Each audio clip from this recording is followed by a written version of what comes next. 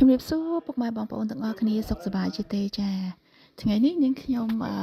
មានកសាំងទៀបនៅក្រៅផ្ទះចាហើយនឹកឃើញចង់ញ៉ាំឆាជាមួយសាច់គោបន្តិចទៀតនេះខ្ញុំនឹងបង្ហាញបងប្អូនពីរបៀបងាយចាក្នុងការឆា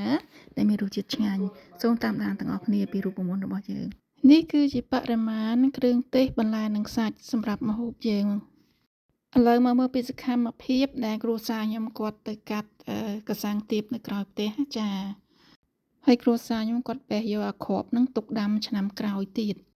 យើងបេះកសាំងទៀបហ្នឹងឲ្យស្អាតទៅយើងយកលាងឲ្យស្រស់ទឹកហើយយើងមករៀបដាក់ចានអញ្ចឹងចាបន្ទាប់មកយើងមករៀបចំបន្លែរបស់យើងចាដំបូងឡើយយើងហាន់ពេញប៉ោះយើងហាន់ចំណិតអត់ឲ្យក្រាស់ពេកទេហើយរួចហើយក៏យើងយកមកដាក់នៅលើកសាំងទៀបយើងហ្នឹងយើងរៀបដូចខ្ញុំបានរៀបអញ្ចឹងម្ទេសយើងខ្ញុំម្ទេសក្រហមហ្នឹងខ្ញុំកាត់ជា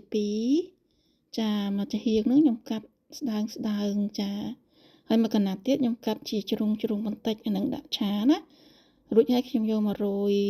លើពេញប៉ោះហ្នឹងទៅដាក់ដូចបន្លែឆៅហ្នឹងឆ្ងាញ់ណាចាហើយចំពោះម្ទេសពណ៌ខៀវក៏អញ្ចឹងដែរខ្ញុំហាន់ពាក់កណ្ដាលហ្នឹងដាក់សម្រាប់ដាក់ឆាជាមួយសាច់គោហើយខ្លះហ្នឹងខ្ញុំដាក់រោយលើពេញប៉ោះដូចគ្នាខ្ទឹមបារាំងយើងអាចប្រើពណ៌សក៏បានពណ៌ស្វាយក៏បានហើយមកកណាត់នេះខ្ញុំហាន់ស្ដើងដើម្បីខ្ញុំយកមករោយពីលើចានដាក់សម្រាប់ញ៉ាំឆៅហ្នឹងហើយមកកណាត់ទៀតខ្ញុំដាក់ឆាចាហ្នឹងខ្ញុំហាន់រៀងក្រាស់បន្តិចហើយចំពោះពេញប៉ោះcherry tomato ទូចនេះវិញខ្ញុំកាត់ជា2បើបងប្អូនអត់មានក៏អាចប្រើពេញប៉ោះធំក៏បានដែរនេះដោយសារខ្ញុំបេះក្រោយផ្ទះចាខ្ញុំក៏ប្រើវាទៅហើយរីឯខ្ទឹមយើងហ្នឹងអាគុលហ្នឹងយើងយកទៅដាក់ឆាជាមួយបន្លែយើងហើយចំពោះស្លឹកហ្នឹងយើងហាន់ដើម្បីដាក់រោយពីលើឆារបស់យើងចាហ្នឹងដូចតុបតែងម្ហូបយើងអញ្ចឹងណាហើយក៏ឆ្ងាញ់ដែរចានេះជាបន្លែដែលខ្ញុំបានហាន់រួចហើយសម្រាប់ឆាជាមួយសាច់គោឥឡូវនេះយើងមកច្រាំខ្ទឹមសយើងម្ដងដើម្បីដាក់បំពងឆាជាមួយសាច់គោចាសាច់នេះខ្ញុំប្រើសាច់វ៉ាហ្គូចាវាផុយល្អហើយបងប្អូនអាចប្រើសាច់អីក៏បានដែរចាតាមចំណង់ចំណូលចិត្តដំបូងឡើងខ្ញុំយកមកហាន់ជាប្រទះដូចថាទៅវែងអញ្ចឹងណាព្រោះខ្ញុំហាន់របៀបដាក់ដុំចាបើបងប្អូនអត់ចូលចិត្តដុំទេបងប្អូនអាចហាន់ស្ដើងក៏បានដែរតាមចំណង់ចំណូលចិត្តណាបរិមាណក៏អញ្ចឹងដែរតាមចំណង់ចំណូលចិត្តទៅដើម្បីឲ្យសាច់យើងរឹតតែផុយយើងប្រឡាក់សាច់យើងយើងដំបូងឡើងយើងដាក់ទឹកវែងខ្យងដាក់ម្រេចដាក់ស៊ុបខ្នុរបន្តិចដាក់ស្ករសបន្តិចដាក់ប្រេងបន្តិចចាហើយបរិមាណខ្ញុំបានរៀបរាប់ពីមុនហើយបងប្អូនអាចមើលហើយនេះជាcorn flour ជាម្សៅពោតចាហើយយើងប្រឡាក់វាទៅធ្វើអញ្ចឹងដើម្បីឲ្យសាច់ហ្នឹងកាន់តែទន់កាន់តែឆ្ងាញ់ចាហើយចូលជាតិបានល្អទៀតចំពោះសាច់ប្រឡាក់ហ្នឹងបើយើងទុកបាន 2-3 ម៉ោងរឹតតែឆ្ងាញ់ទៀតចាចូលជាតិឥឡូវនេះមកលាយទឹកឆារបស់យើងដាក់ម្សៅពោតហ្នឹងដែលនៅសល់ហ្នឹងតែយើងមានអង្វល់របស់យើងហ្នឹងយើងដាក់ចូលទៅយើងដាក់ទឹកកូរវាឲ្យរលាយបន្តិចណាបងប្អូនហ្នឹងហើយរួចហើយដាក់ទឹកខ្យងរបស់យើងហ្នឹងនិយាយចំទៅគ្រឿងក្រៅដែលយើងនៅសល់ហ្នឹងដាក់ចូលទាំងអស់ហើយដាក់ស៊ុបខ្នុរចូលដាក់ម្រេចចូលចាដាក់ស្ករសចូលចាដាក់ក្នុងហ្នឹងទៅធ្វើឲ្យវាលាយទាំងអស់ដល់ពេលយើងឆាទៅវាចូលជាតិហើយទឹកត្រីចូលចារង្វាល់ខ្ញុំប្រាប់បងប្អូនហើយណាចាងាយស្រួលមែនតើចំពោះបន្លែរបស់យើងហើយនឹងការរៀបចំចានរបស់យើងគឺរាល់ហើយចាបងប្អូនឃើញទេចាគួរឲ្យចង់ញ៉ាំហើយចំណែកសាច់យើងហើយនឹងគ្រឿងក្រៅរបស់យើងសម្រាប់ឆាហ្នឹងក៏រួចរាល់ដែរចាឥឡូវនេះយើងចាប់ផ្ដើមឆាចាដំបូងឡើងយើងដាក់ខ្ទះឲ្យក្តៅទៅហើយយើងចាក់ប្រេងឆាយើងចូលហ្នឹងហើយយើងដាក់ខ្ទឹមច្រាមយើងខ្ទឹមសច្រាមហ្នឹងណាយើងដាក់អាចលាយខ្ទឹមក្រហមច្រាមក៏បានដែរតាមចំណង់ចំណូលចិត្តបងប្អូនហើយយើងលីងវាឲ្យឡើងក្លោចបន្តិចទៅណាចាហើយឈ្ងុយតែម្ដងឈ្ងុយពេញផ្ទះហ្នឹងដល់ពេលខ្ទឹមនឹងកលាតហើយយើងអាចដាក់សាច់គោយើងចូលចាសាច់គោនឹងយើងឆាមុនគេយើងត្រឡប់វាទៅចា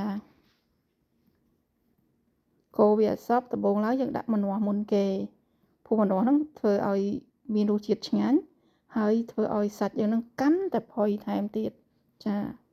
បន្ទាប់មកយើងដាក់ខ្ទឹមដាក់ម្ទេសដាក់ចាដាក់គ្រប់មុខហ្នឹងចាតែម្ដង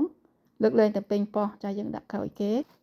យើងឆាត្រឡប់ចុះត្រឡប់ឡើងបានមួយសន្ទុះទៅ បន្លែយើងរៀងចំពោះបាយចាយើងអត់ចង់ឲ្យឆ្អិនពេកទេយើងចាប់ផ្ដើមដាក់ទឹកសយើងនឹងចូលចាទឹកដែលយើងលាយហ្នឹងចាចំពោះទឹកលាយហ្នឹងបងប្អូនចូលចិត្តខាប់ឬក៏អត់ចូលចិត្តខាប់តាមចំណង់ចំណូលចិត្តណាចាអាចបន្ថយទឹកឬក៏អាចថែមទឹកចាតាមចំណង់ចំណូលចិត្តចំពោះខ្ញុំចូលចិត្តល្មមចាបន្ទាប់មកគឺយើងដាក់ម្នាស់ដាក់ប៉េងប៉ោះយើងណាចាប៉េងប៉ោះយើងអត់ចង់ឲ្យវាឆ្អិនខ្លាំងពេកទេចាហើយក៏ខ្ញុំលួចដាក់ខ្ទឹមស្លឹកខ្ទឹមតិចៗដែរឲ្យមានសម្ផស្សយើងដាក់បន្លែគ្រប់ពណ៌អញ្ចឹងមិនមែនគ្រាន់តែមានសម្ផស្សទេមានវីតាមីនហើយគួរឲ្យចង់ញ៉ាំទៀតការឆ្ងាញ់ឆាយើងឆ្អិនហើយឥឡូវយើងអាចដួសដាក់លើចានយើងចាបងប្អូនឃើញទេចាគឺថាការរៀបចំហ្នឹងគឺឃើញទៅស្អាតមែនតើគួរឲ្យចង់ញ៉ាំណាចាវិធីឆាគឺមានផ្សេងគ្នាបងប្អូនមិនបាច់ដាក់គ្រាប់ពីក្រោមក៏បានដែរបងប្អូនឆាតែម្ដងប៉ុន្តែខ្ញុំអត់សូវចិត្តទេខ្ញុំចូលចិត្តដាក់ស្វះសាំងទៀបនឹងដាក់ស្វះអញ្ចឹងឆ្ងាញ់ហើយយើងដាក់លើខ្ទឹមអញ្ចឹងរយបងប្អូនឃើញទេការនេះឈីងធ្វើឲ្យសម្ផស្សម្ហូបយើងនឹងឃើញទៅចង់ញ៉ាំភ្លាមតែម្ដងនេះគឺជាទឹកក្រូចឆ្មាម្រេចហើយនិងខ្ទឹមសយើងធ្វើហើយដាក់អំបិលតិចយើងធ្វើដើម្បីជ្រលក់សាច់គោរបស់យើងចា